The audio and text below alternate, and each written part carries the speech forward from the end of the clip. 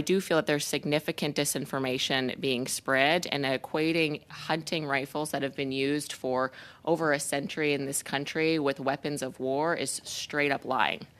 And it's very insulting to insinuate that hunters in this country have weapons of war when they're perfectly legitimate tools that they've been using for well over a century, and much longer, in fact, particularly if you're talking about Indigenous hunters who've been hunting on this land for quite some time.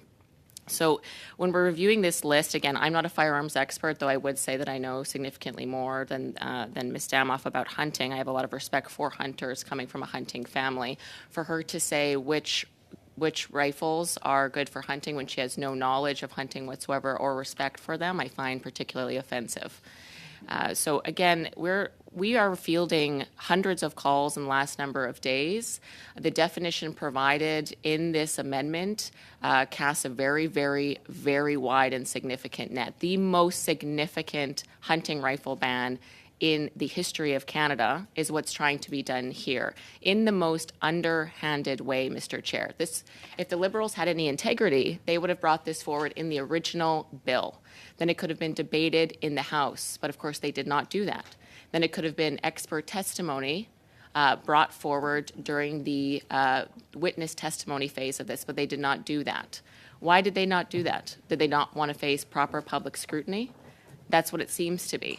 So this isn't about safety. And again, Mr. Chair, this is coming in light of new statistics that show that under the Liberal government, there's been a 92% increase in gang-related homicides in this country. 92% increase since Prime Minister Trudeau took office.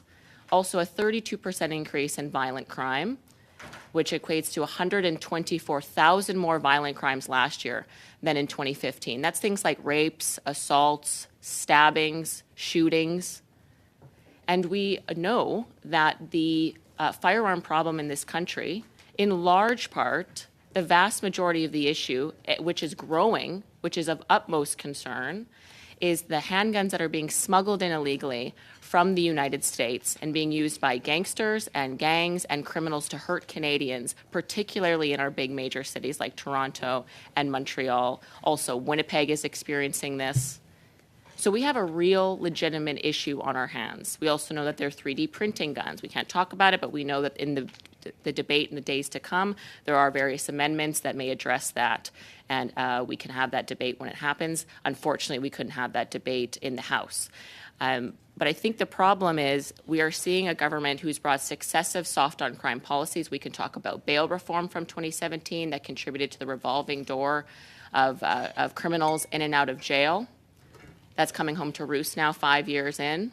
We can talk about Bill C-5 that they recently passed. They talk about gun crime, but they removed mandatory jail time for serious gun crimes. Like firing a gun with the intent to hit someone with the bullet is no longer a mandatory prison time.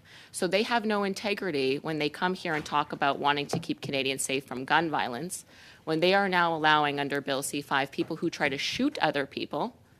They may not have to go to jail. They could serve house arrest from the comforts of their homes. So it's very frustrating to be from a hunting community, a hunting background, and to care legitimately about solving the issue of violent crime involving illegally possessed firearms in this country, and to hear Liberals attacking hunters. And again, for 7 years, we heard this Liberal government, the Prime Minister, the Minister of Public Safety, members of this committee talk about this isn't about hunters. We've heard this today. And yet on this list, there are so many models of commonplace hunting rifles. Anything that's made by Remington, for example. Remington, Browning, Winchester, Benelli, those are firearm companies that specifically design hunting rifles. They cater to hunters. They don't cater to what she called weapons of war. A Winchester gun is a hunting rifle. Many of those are being banned. And what the backdoor of what this does as well, it permits all variants of those. So variants that aren't semi-automatic could also be easily added. So for hunters, which many hunters own, semi-automatic, again, that's a very common, legitimate hunting rifle model. Many of them also own non-semi-automatic ones that are from Winchester or Remington. So this allows a backdoor for hunters. As she said, we're just coming for your semi-automatics, which there's no buyback, by the way. no opportunity for them to be compensated for these very expensive hunting tools and farming tools. And so they're saying, oh, yeah, but we're just coming for some of them right now. But the back door is that they could come for all the variants as well. So I think the problem is that the government the Liberal Party has lost all ability to be trusted by hunters. First it was the OIC, and they said that we're not coming for hunters. Then it was the handgun freeze. Oh, who needs a handgun was their argument. But now it's legitimate hunting rifles. Again, you get a group of hunters together, probably about half of them have some form of semi-automatic hunting rifle. Again, very, very common. This is commonplace. To speak nothing for the heritage of many of these models. So I'll share with you an example. So my grandfather recently died, and he had a very difficult few last months in palliative care at home during the pandemic. And in his dying months, he came to us with one of his firearms that he had saved up for a very long time. He was a young man. It would have been in the 50s. And this firearm was probably his most prized possession. It looked like mint condition despite being 70 years old. And he bestowed it to my father. And so many Canadian families have that very same special cultural experience with being passed down an heirloom firearm, whether it be semi-automatic or not. Again, these are so commonplace. Millions of Canadian families will have had this experience with their grandfathers, with their uncles, with their fathers. These are family heirlooms as much as they are tools.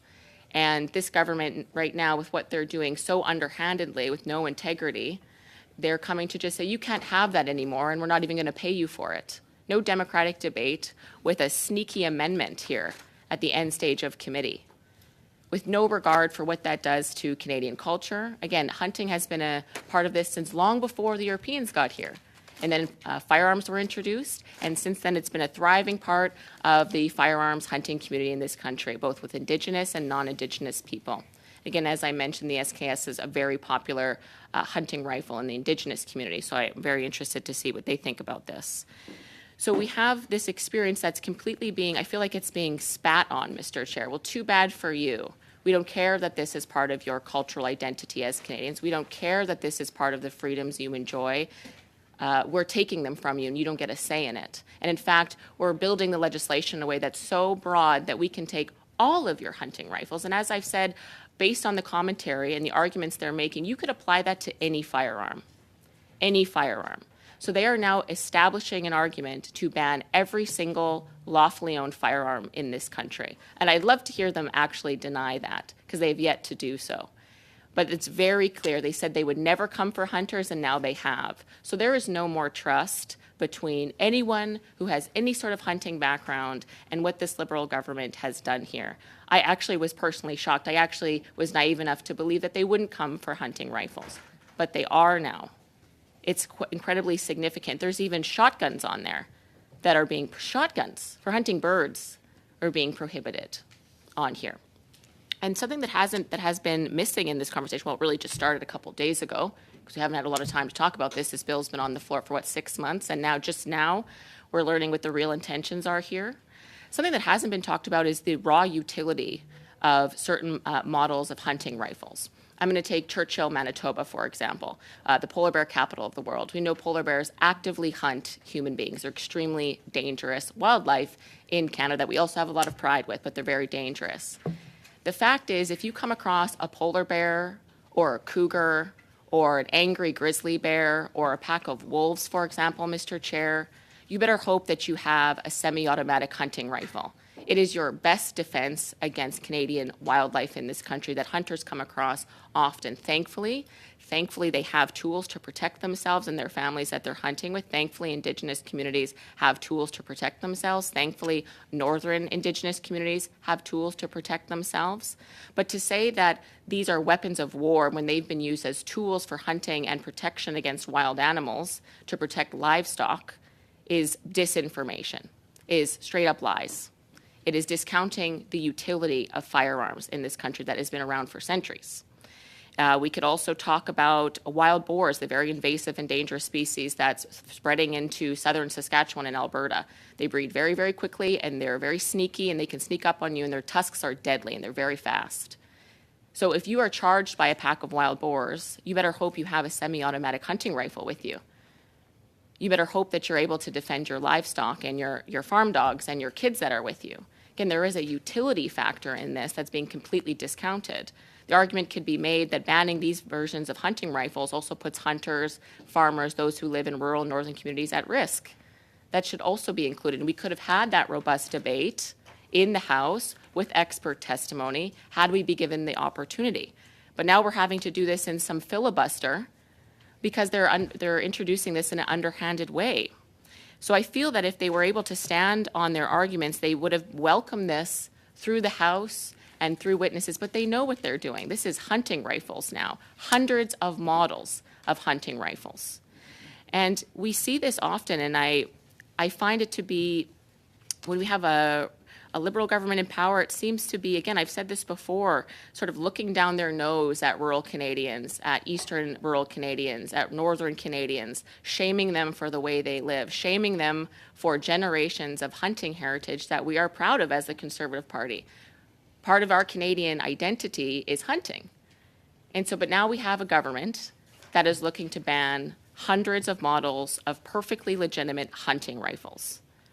They're calling them weapons of war. These are not AK-47 fully automatic guns. And again, not a gun expert, but to call various Remingtons, Winchesters, some models of 22s, I believe, are in here. Again, those are wild chicken hunting guns, Mr. Chair. To call those weapons of war is complete lies. And so, again, we are fielding a lot of calls from people, and this is men, this is women, this is families that build their entire recreational life, all of their culture around hunting, all of it. And now they're just going to lose, what, half their firearms? I think what Ms. Damoff said was that, well, you can use other ones. Well, who is she to say? She doesn't know anything about hunting. She doesn't respect us. I feel deeply disrespected by those comments. To say from someone who does not respect hunters or the deep hunting culture we have in this country, telling us what we need to hunt and to protect our livestock, to protect our families when we go for a walk in the Canadian wilderness, how could she possibly know what we need? It's very superior and condescending and paternalistic. And part of the problem that people get so fired up and don't trust this government, it's comments like that. How would they know what we need when they know nothing about how we live, Mr. Chair?